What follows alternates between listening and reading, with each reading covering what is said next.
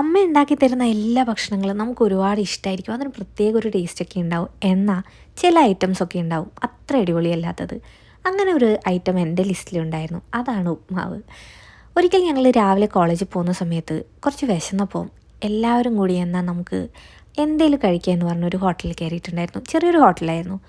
അവിടെ ഞങ്ങൾ രാവിലെ കഴിക്കാൻ എന്താ ഉള്ളതെന്ന് ചോദിച്ചപ്പോൾ വേറെ ഒന്നും ഉണ്ടായിരുന്നില്ല, ഉപ്മാവ് മാത്രമേ ഉണ്ടായിരുന്നുള്ളൂ.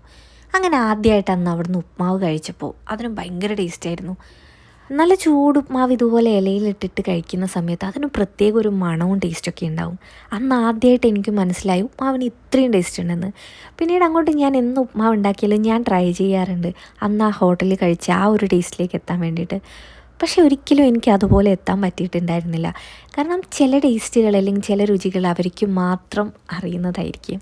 ഈ ചെടി കണ്ടോ, ഇത് ഞാൻ പണ്ട് സ്കൂളിൽ പോകുന്ന സമയത്ത് ഞാൻ നടന്നിട്ടാണ് പോയിട്ടുണ്ടായിരുന്നത്. അന്ന് ഞാൻ പോകുന്ന വഴികളിൽ കാണുന്നൊരു ചെടിയായിരുന്നു ഇത്. ഇതെനിക്ക് കണ്ടപ്പോൾ പെട്ടെന്ന് എൻ്റെ പഴയ കാലത്തേക്കൊക്കെ എനിക്ക് ഓർമ്മ പോയിട്ടുണ്ടായിരുന്നു.